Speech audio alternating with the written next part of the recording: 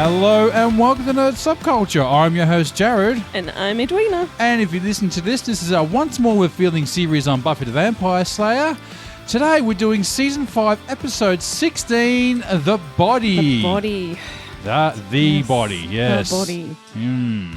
This episode first aired February 27th, 2001, and written and directed by Joss Whedon. Over to you, Eddie. This is a full spoiler podcast. I'm a huge fan, but Jared has never watched the series all the way through, and I'm trying to convince him that it's worth the time, or worth his time. Yeah. I'll also do a little trigger warning for this episode because okay, right, yeah. Because it does deal with death and grief, those lovely uncomfortable topics that people don't like talking about. The show is about death. I mean, it is about vampires, but this is the first one. It's very grief. Yeah, and this loss. one it's very confronting. This one, this is something one's very different. raw. This one Yeah. This one left a generation of teenagers traumatized. Oh, really? That bad, huh? Not really. Like there wasn't really a word for it. Yeah. I get that. I mean, this episode, you could almost say, apart from the one vampire scene at the end, you could almost say this had come from any show that you watch on TV. Absolutely. Yeah, but like it didn't have to be Buffy the Vampire. It could have been like ER, or it could have been here's the any thing. other type of It's show. actually unlike any other episode of television ever. I don't think this has ever been done because this breaks all the rules of television, because this episode is like the in-between space of television. Yes. It's the stuff that you don't see normally. It's like people don't go to the toilet. Yeah. So you actually see someone go to the toilet. Unless it's... I don't mean to be so vulgar, but like it's that you don't see that. Yeah, you don't see them doing their taxes. You don't see them cleaning their rooms. You don't... Yeah. You don't see... they're not doing their chores. You don't see them walking places. Like, unless it's part of telling the story, you only see a glimpse, a glimpse into their lives, really, and it's only those periods of time that are key to it. So this episode is the in-between space, which makes it so it almost feels like it stopped being a television show at the end of the last episode. Mm-hmm. Now we're seeing into a part of Buffy's life that we're not really supposed to. Yeah. Sort of almost a peek behind the curtain, you could almost say. Yes, yeah. almost a meta look into her life. And it's very raw and it's very personal. And some people hold this episode very sacred for this reason. Yeah. Yes. Well, I could get that because it was quite confronting. It really was. Yeah. But why I also say that is because I missed this episode when it aired. Oh, okay. One of the very few episodes that I missed. Oh, really? Wow. Yeah. So how long after do you think you'd seen it? Because it's kind of not really important to the story or anything. So you probably wouldn't have known you missed it. The episode ends with Joyce on the couch. Yeah. And then the next episode is the funeral. Yeah. So which is actually probably the way you'd expect it to go. Yes, exactly. Yeah. That's exactly how television is meant to go. That's why I say this feels like you're seeing something you're not supposed to see. Yeah. And the fact that there's no music as well really, really heightens that sense of reality as well. It does, doesn't it? Yeah. And can I ask, how long into the episode did you notice that there was no music?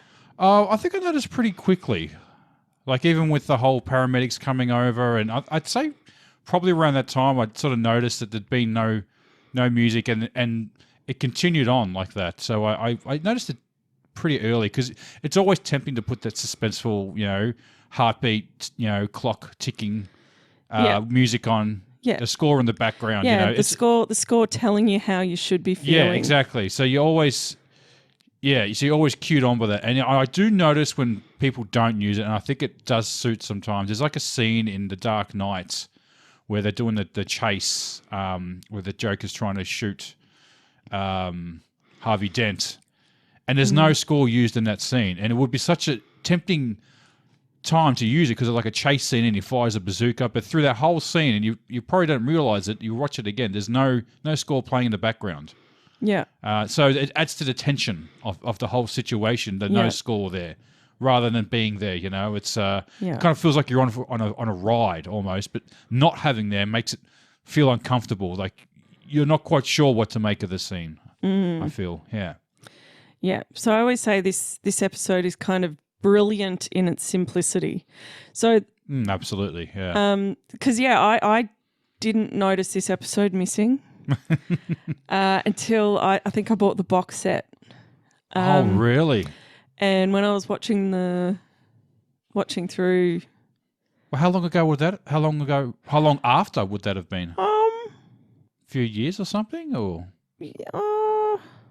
Well, it would have been after the show had finished. I'm guessing you bought the box set. Yeah, I'm trying to think of when it must have been after the show finished. So it's a couple more seasons after this, so a few years at least, you'd say. No, I bought pretty much the moment the series ended. I think I bought the box set.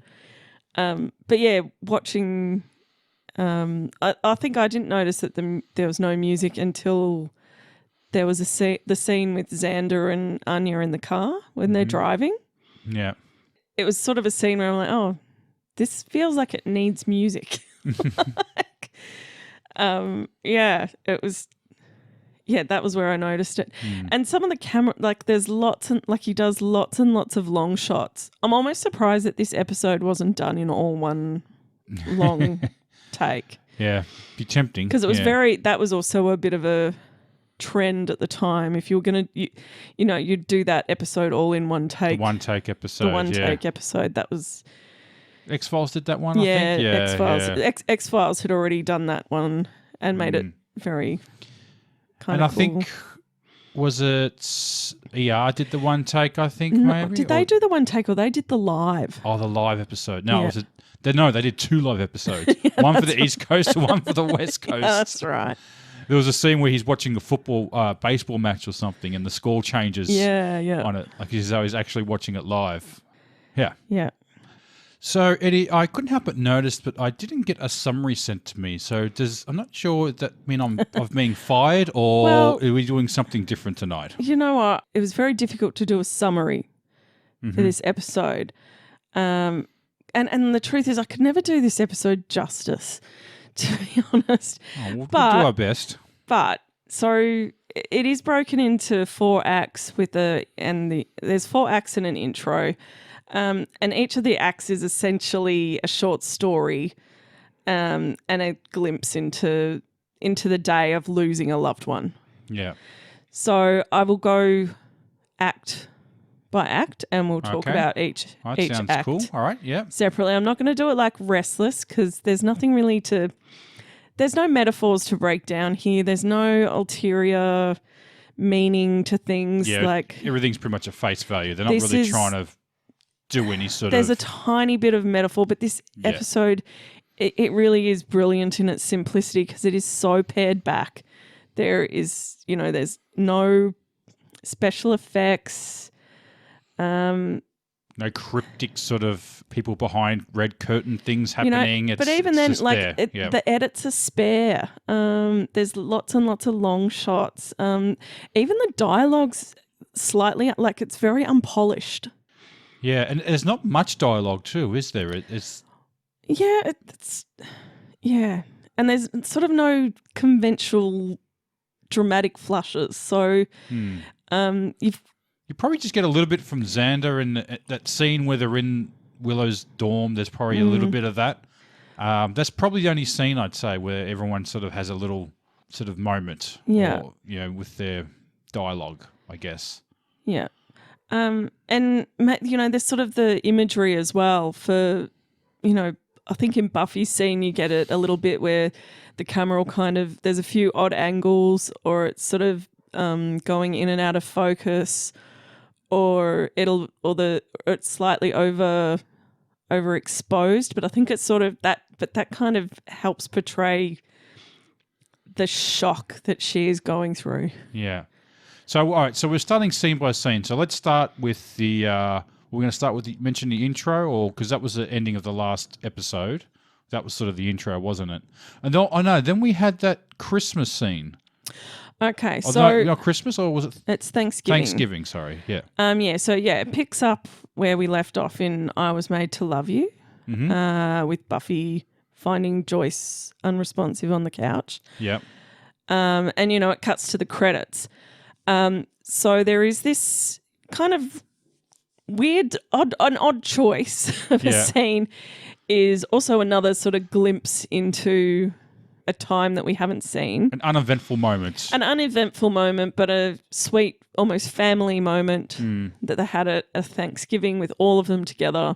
And they're all sort of doing this cute banter, and it's just this, very, very lovely nice scene. Yeah, it is. Yeah. But the whole, I think Why would you do that? Yeah, so the reason for doing that was because legally they have to have the post-credits. The people's names in it. Yeah. And Joss didn't want that going over Sarah Michelle's performance when she was calling 911.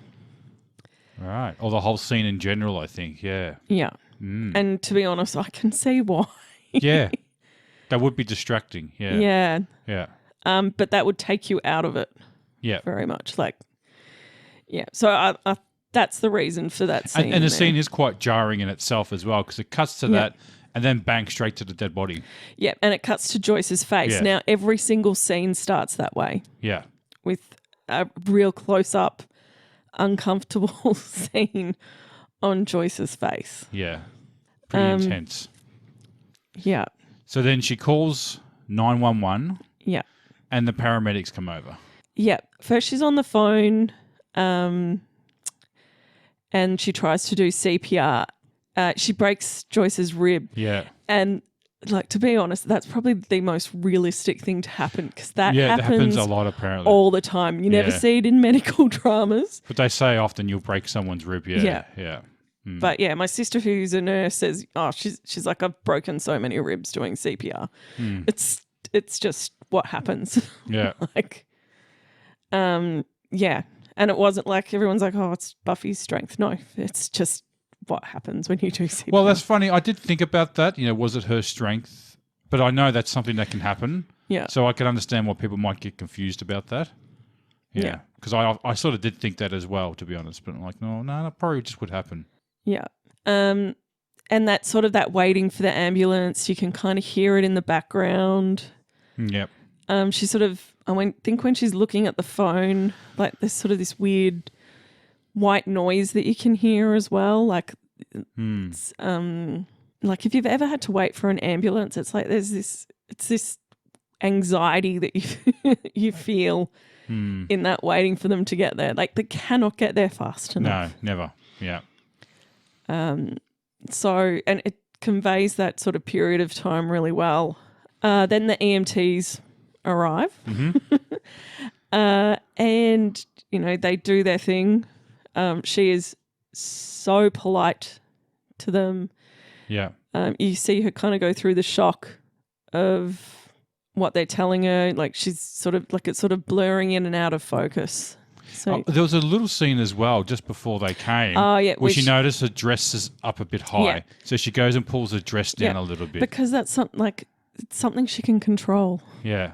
It's like those little details when you she has a complete loss of control over the situation. Yeah. But that's something she can control in the situation. Giving Joyce her a little bit of dignity. Yeah. But yeah, the EMTs arrive and then they leave. They leave her there. Yeah.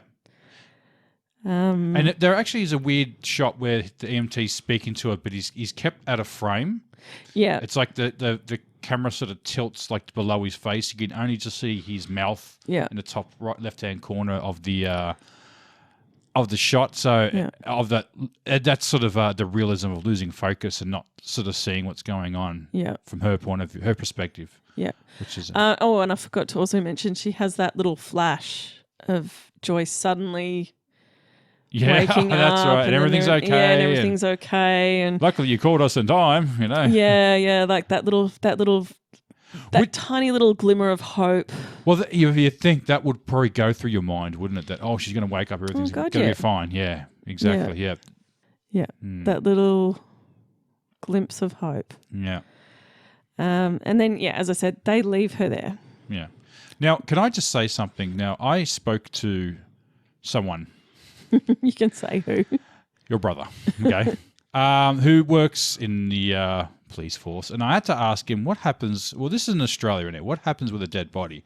And he kind of looked at me funny, said, why would you be asking me that question? Like, well, I'm watching Buffy. He's like, rolled his eyes. Oh, yes. Okay. Right. Go on. Yeah. So in the show, what told him the whole situation, what would happen in Australia if, someone was pronounced dead? It's like, well, the police would come over straight away because now the body is like what you called an asset, or a crime asset could be. So someone needs to stay with the body to make sure no one tampers with the body until the coroner comes over, then takes the body away. So that's what happens. I would assume something similar may happen because happening in America, because they don't know it's a death, even if it's a natural death or anything. It could be poison.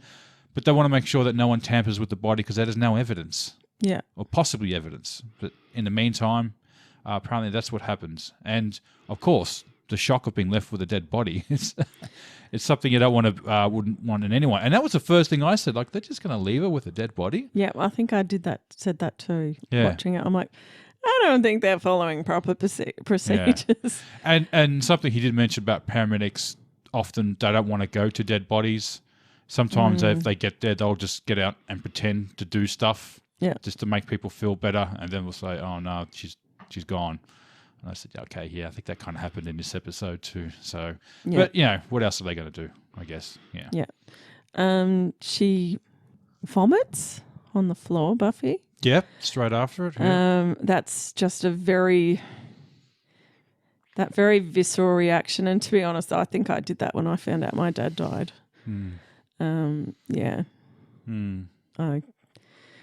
That was not a fun day. Yeah. And there was a scene where they showed her like looking outside and her face was all pale and her lips were sort of all a funny discoloured colour as well. Yeah. It was like the blood had just been... That's shock. Yeah. That's actually shock. Like her the blood's just been drained from her face. Yeah. Yeah. And then she's standing there trying to get some air, and you can just hear like kids playing in the background and birds chirping and a beautiful day outside. Yeah. Yeah. Yeah. So then Giles finally makes it over. Yeah, Daddy Giles gets there. Yeah, and she's like, oh, you can't touch the body. The coroner's coming. She's kind of speaking in gibberish a little bit to him at the start. Well, the whole thing is that when she called him, she was like, you've got to come to the house. She's here or something. Yeah. Yeah, like she sort of left a very cryptic message to Giles. Yeah. Yeah. Something like that. She said she's here. I'm like, oh, okay. And that's pretty much the end of. So that's end of Act 1. Yeah, end of Act 1. And we begin. Oh no, she ends it by saying, "I've got to go tell Dawn." Yeah. So cut to Act 2, where we see Dawn bawling her eyes out. Yeah. So you cut to Dawn crying in the bathroom, and it's sort of meant to be sort of one of those. Is it kind of a trick? It is. It's a bait and switch. It is. Yeah, bait and switch. But it's actually she's crying about some stupid trivial teen. Some girls saying she's got silly hair. Teens. Oh, this is the worst thing ever. Yeah, teenage drama, crying. Yeah. That is so trivial. Yeah. Yeah, and pretty much whatever that issue was is going to be the least of our worries shortly. And she's talking with the guy, Chad or something, in the art class, showing off to him her painting or something. Chad? Yeah, well, she's just having a talk with this boy. Yeah. This nice, good-looking guy. Is that a character we see ever again? No, I've never seen him again. Oh. And within this lesson, the teacher's talking about focusing on the negative space around the object. And I feel like that is the core of this episode is that we're actually focusing on the space around Joyce. Like it's... Yeah. Yeah. The impact of that on everyone, not her per se, I guess. Yeah. Maybe. Yeah. Does that work? Yes. Oh, yeah. The dialogue in this scene is also pretty terrible. Like, she's even like, biatch. She's such a biatch. Ew, Hi, girlfriend. Hi, Oh. Dawn. Ugh. How you doing? Yeah. It's not great Yeah. dialogue in this scene. Like, she was like, you know, I just feel like I was going through some stuff, and it's like, and that guy's like, yeah, sometimes, you know, it's really deep. like God. sort of, yeah. Eye roll. It's very, very, yeah, it's probably how teenagers talk. Not very polished. That's probably the best way of talking about it. It's not a very polished dialogue. Which I think is very intentional. Yeah. Yeah. And then you can see her happily talking with this guy. And in the background, you can see Buffy. Yeah. You're like, oh, here it comes. But I will say again, this is one of those things that also takes me out of the episode is because like I can't just walk into my kid's school and take the kid out of class. Yeah. Like you generally have to go to the office and then... They will call them over. Yeah, and then the office will send the kid over. Which makes sense because you don't want them breaking down in front of everyone. Yeah. In view of everyone. That was a little... I could say... I agree with you when you say that takes you out because it was a little unnecessary. Yeah. Everything's being very realistic and then that part's a bit, for dramatic purposes, having her breaking down in front of everyone. In fact, I'd almost wait until they get home, you know? Yeah, well, that's what I was also going to bring up because you brought up my brother before. Oh, okay. And I remember when my mum was in...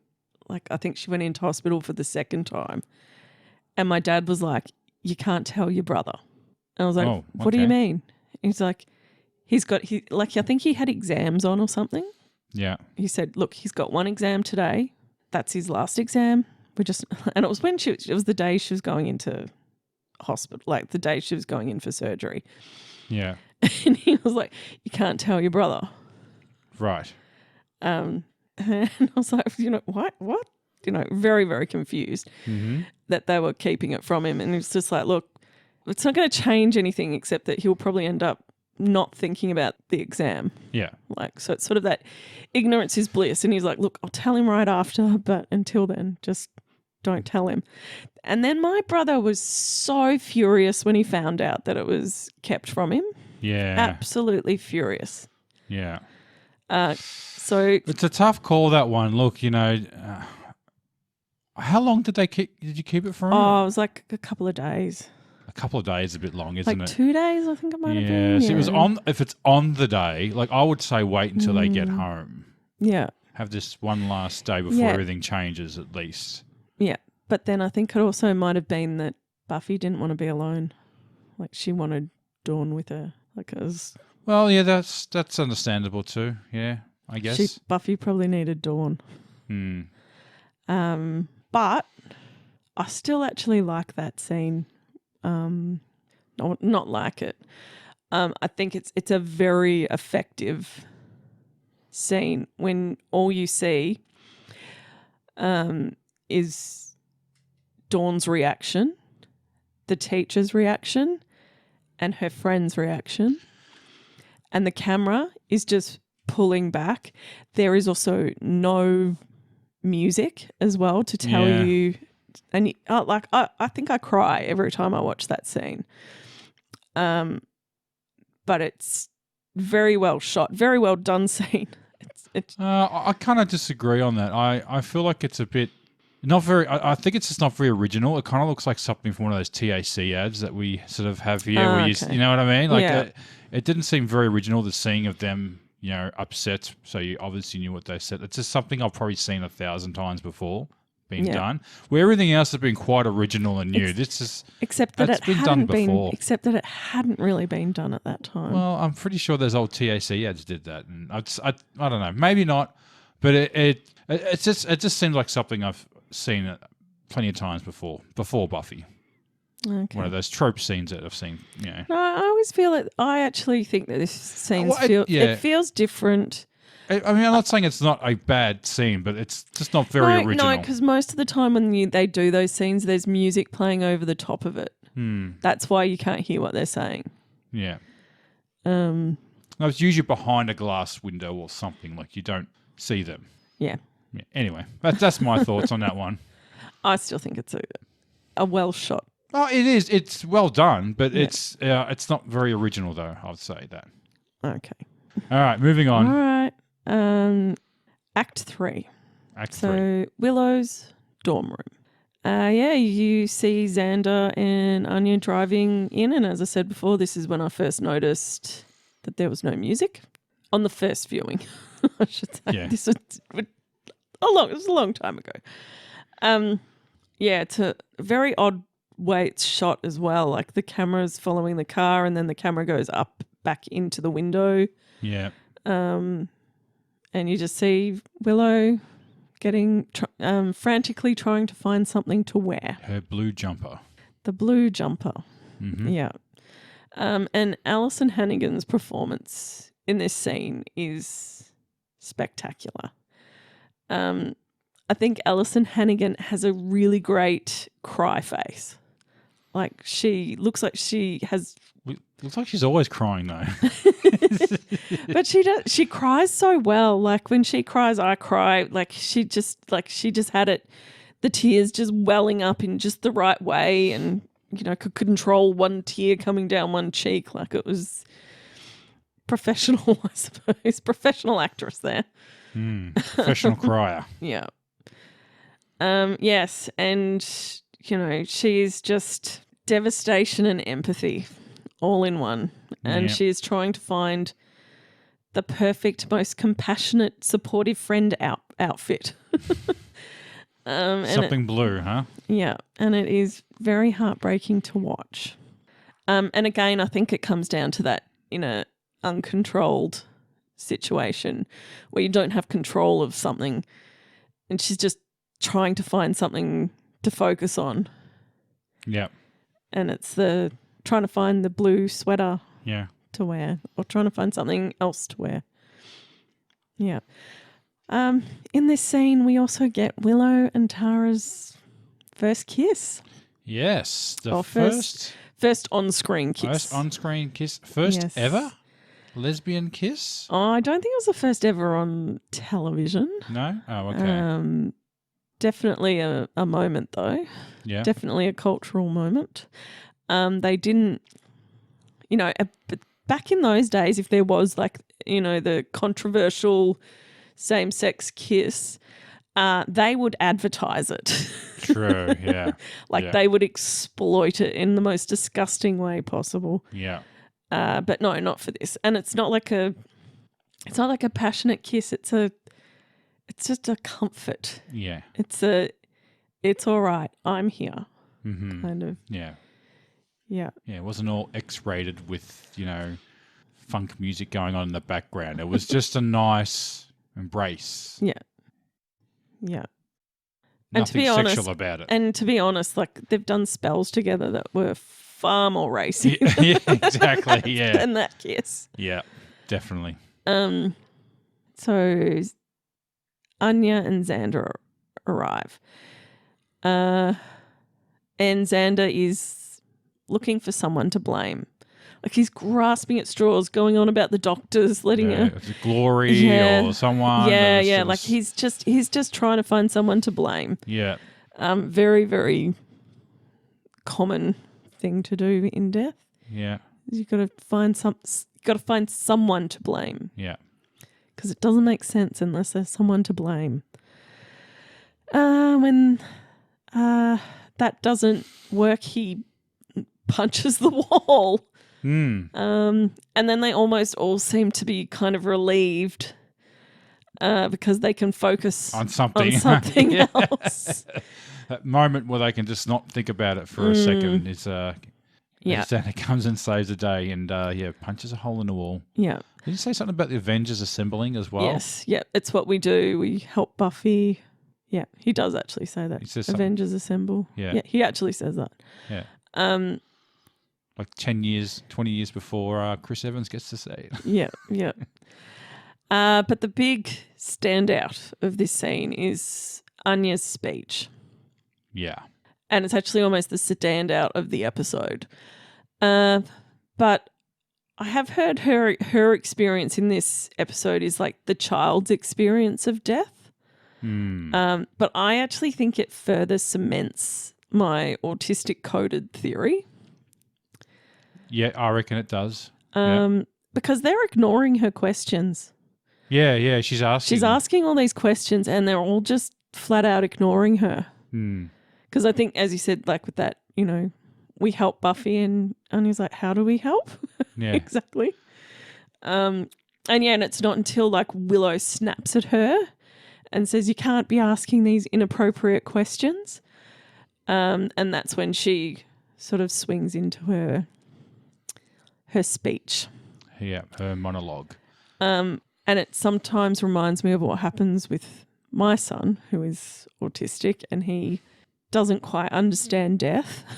Yeah. And when I try to talk about my parents passing, like he'll just randomly come up and be like, your dad's dead. He has this weird, he doesn't have much of a misunderstanding.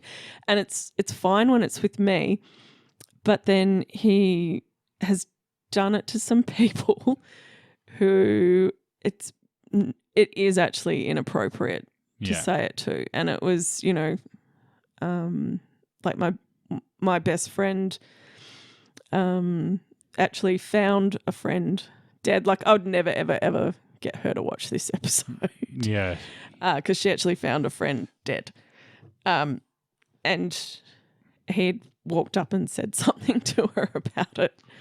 My sister, one of her best friends committed suicide, and he brought that up with her. Yeah. And she was like, what the hell are you doing? Yeah. He's not really sure how I think they understand the comfort part of that you're meant to help them, but they're not really sure how to. So they're kind of a bit more direct into, so that person died. And because they know that you're meant to comfort someone, but they're not sure how to do it without bringing it up. Yeah. Or they'll just, what you're meant to do is sort of do it without mentioning it. Yeah. But they just go directly for it. And that's those questions she keeps asking. It's like, what are they going to do with the body? Or what did she say that sets off? Are we gonna see the body? Are we going to see the body? Yeah. And that sets off Willow. Yeah. Yeah. And then she says that monologue, and I wrote it down too, actually, because she just didn't know. No one's telling her what to do or say, because she's never had to deal with mortality. Yeah. Because that's which is maybe coded with her autism, but also the fact that she was immortal, so it is something she's not familiar with or does understand. Yeah, but she also caused a lot of death, but she's never had to experience it herself. Yeah. She's never had to lose someone that she's known before, I guess. Yeah. Or someone that was close to her friends. Like it's a new experience for her, and she doesn't understand it. And it's very, very relatable because, to be honest, no one really understands death. Yeah. We'll try to poke fun at it. I always sort of try to. Yeah, that doesn't always work. Doesn't it work? Whatever works. No. I don't know. All right. Now, the next... So, Act 4. Act 4, the hospital. Well, I was going to say the hospital or the morgue. Hospital, morgue? Well, the morgue's at the hospital, isn't it? Yeah, it's a wing on the hospital. In the hospital, yeah. Okay. So Act 4 is when all the threads are joined together. So they've all met up at the hospital. And one thing I noticed is the doctor that has done the examination on Joyce is actually the surgeon that did a brain tumor operation. And that's a weird long shot where you follow him from the morgue to where Buffy and all her friends are sitting. Dawn is angry at Buffy. Yeah, she is. In this scene. I'm just guessing it's kind of a shoot the messenger. Yeah, I'd say, yeah. Yeah, that's right. Now, sorry, I was going to say something. Now, there was a weird part on this when she's talking to the doctor. You never noticed it, apparently. But when the doctor's talking to her, there's a weird ADR part where he's speaking, and as he's talking, they've done an ADR where they've added a part in post where he says, "I'm just saying stuff to comfort you." No, it's like, I don't have to say anything to comfort. I don't have to say, Yeah, he says something really bizarre. It's kind of just thrown in there while he's talking, and you notice his lips don't match what he's saying. Yeah. So they've it's obviously from Buffy's point of view, that what she's sort of hearing. She's not sort of hearing the doctor and just hearing her own thing. And you said you never noticed that before. No. That you hear him say it, but you notice his lips don't match what he's saying. Yeah. Because I thought it was a weird thing for him to say at first. Like, oh, really? Don't even think his lips are moving. Are they moving? I think they are moving. Oh, okay. I think he's, yeah. But it's obviously not what he was saying. So let's add some real aspects of when you're dealing with death, when you don't hear it. Often, I think we've spoken about this before, that when you're diagnosed, often people won't hear what the doctor's saying. Yeah. They'll just get that white static noise, apparently. It's a common thing that people to encounter. So maybe when the other side, when you're hearing of someone else's, when you hear of someone else dying, you do the same thing, I guess. It's a defense mechanism or something. Or is it, I don't know. I don't know what to make of it, really, to be honest. Is it her... Is it sort of a cathartic part of her, like saying that the doctor doesn't give a shit, or it was his fault or something? Yeah. Or was it from Dawn's point of view, or was it maybe? I don't know. Yeah. That is a weird one, isn't it? It's the only scene where it happens, and it's just one line, and it's never mentioned or acknowledged by anyone, so we don't really know what that really meant. Yeah, yeah. Anya saying the line to Buffy, "I wish Joyce didn't die," is the kindest thing that Anya could think to say, because you have to remember that she was a vengeance demon and her power was in the wish. Yeah. So saying "I wish" is a very strong symbol for her. And Buffy just says thank you. Yeah. Doesn't snap at her. She understands that for her perspective, she doesn't really know what's going on. But I almost feel like she's just not in the mood to snap at anyone either. Like she just... She didn't have it in her. Yeah. Sorry, I almost felt like you were expecting Buffy to say something snappy, weren't you? No. In some ways. Were you? Not really. No. But because, she wasn't there for Anya's speech before. I think maybe Buffy realised that too, that's probably the nicest thing Anya can... Well, it wasn't a horrible thing to say. It was no. I wish Joyce wasn't... It's a very childlike thing to say. Yeah. Yeah. Yeah. And, Dawn sneaks off because, of course, she does. She's Dawn. Yeah. And Buffy and Tara are sitting there together. Now, I don't think they've had many moments together, have they? No, not alone like that. And it is this very peaceful moment. It's like we learn Tara's story about her losing her mum. And the way that, and Tara has trouble explaining herself, but saying, it's because Buffy's sitting there going, I don't know how to do this. I've never gone through this before. And she's just like, oh, I have. But then also trying not to, it's not a competition. Yeah. Not trying to one up you. Yeah. She's like, it's, the experience is going to be different, like for everyone. But she does almost give Buffy some peace. Like she provides Buffy with the comfort she needs in that moment. Yeah. And it's a really... Some honesty, I think. Yeah, and it's a really sweet moment. Yeah. And also shows Tara's true character. Like she is a really good person. She's usually always so reserved and not really... the forward-speaking sort of character. Well, the other thing is she's got a stutter.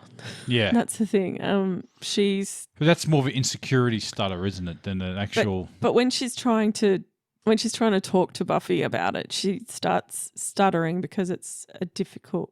I think the more nervous she gets, the more she stutters. Yeah. And then we come to the vampire at the end. So Dawn sneaks away to the morgue to go and see the body. I think she probably could have just asked. Yeah. And they'd let you see it.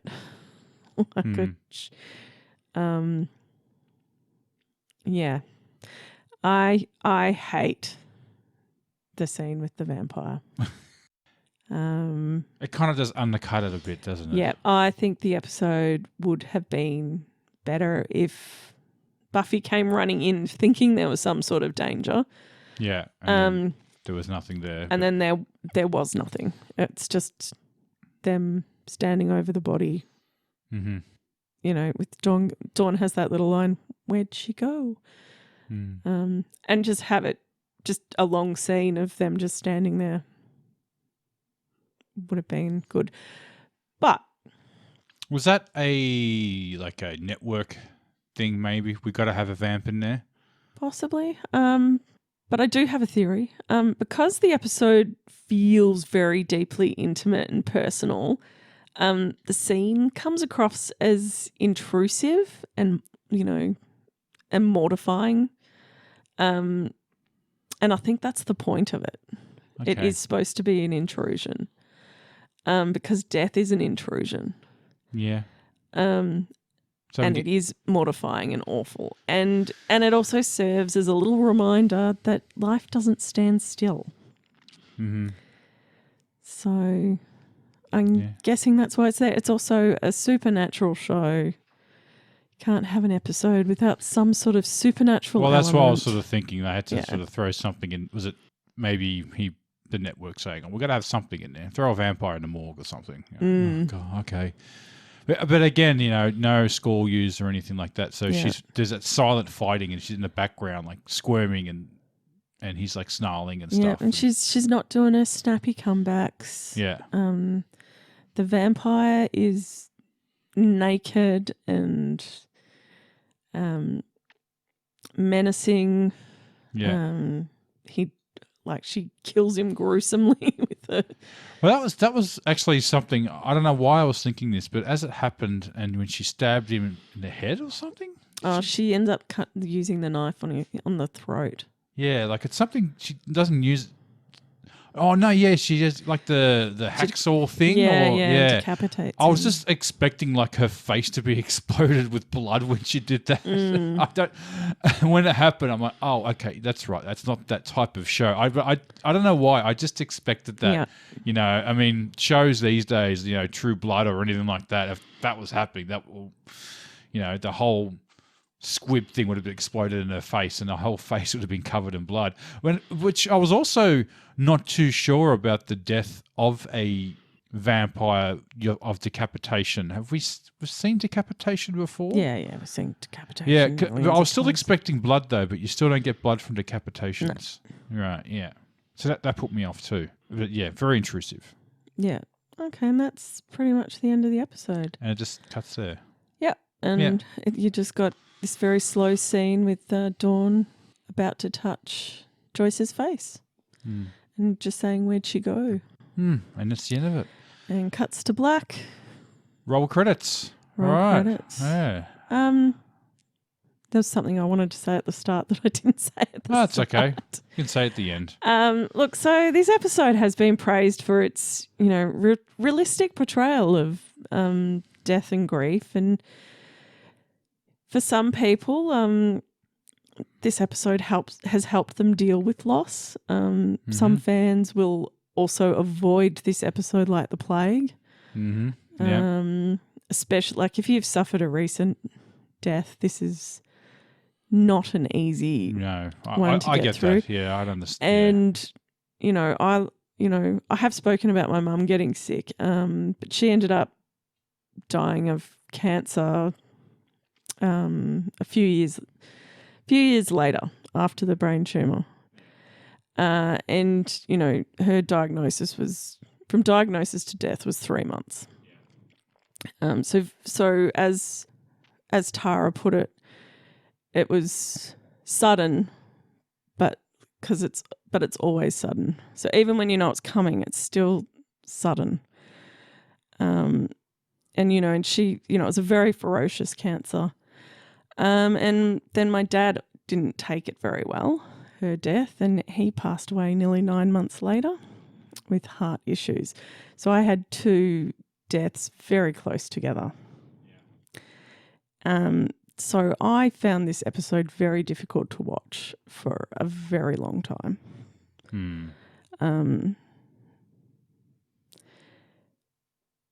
But so I do feel a very personal connection to this episode. Yeah. So that's my take. Yeah. But, it's also a reminder that life moves on. Exactly. So, and everything around you continues. So, yeah. It was a few years before I could rewatch this episode after my folks died, but, Can't imagine what you went through when you first saw it. Yeah. It wouldn't have been easy. Well, it was, because I watched it before. Oh. No, I saw it before. Oh, okay. I had seen it before they passed. But yeah, afterwards I found it. It was. So it was it was skipped.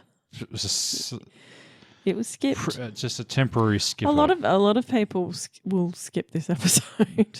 Yeah. Because sometimes you don't want that reality in your. It's a fantasy show. You watch it to get away from your reality. And it bloody follows you. And you don't really want your reality coming into your fantasy world when you're trying to escape it. Yeah. Death follows you everywhere. Yeah. All right. Was there anything else you wanted to add? We might get into question time, hey? Or Yep. Yeah. We'll do question time.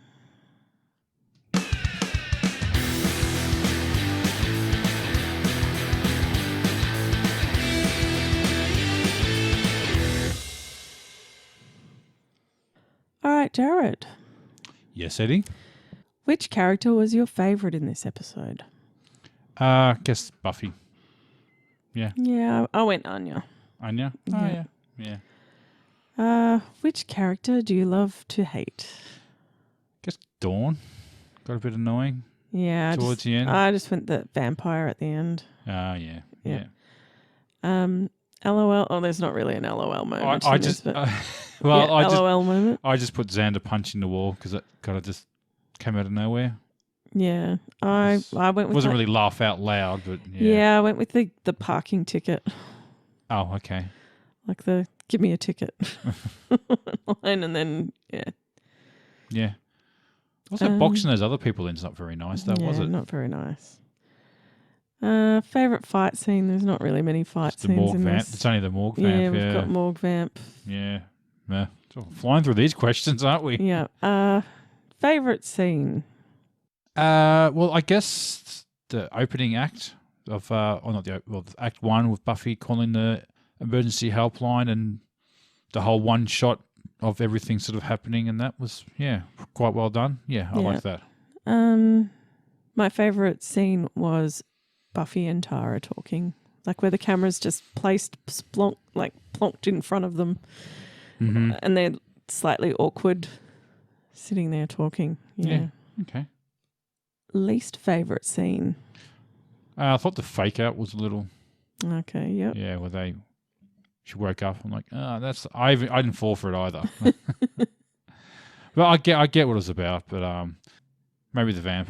Yeah, I just went the vamp at the end. The vampire at the end. Yeah, okay. Yep. Favourite quote?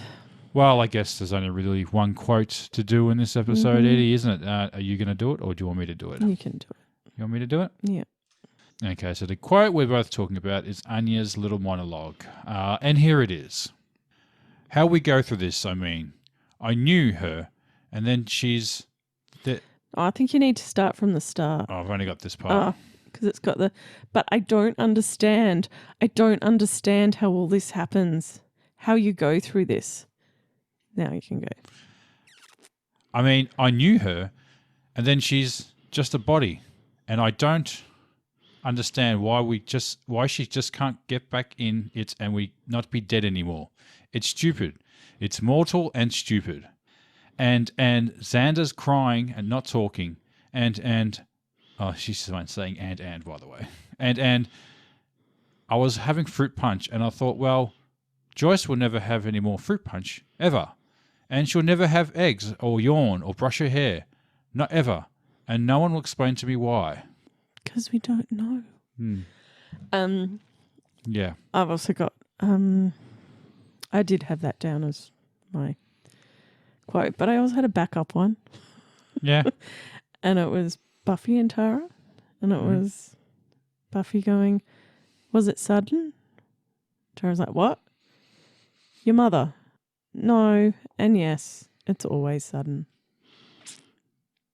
Very, very true words, Tara. Yeah.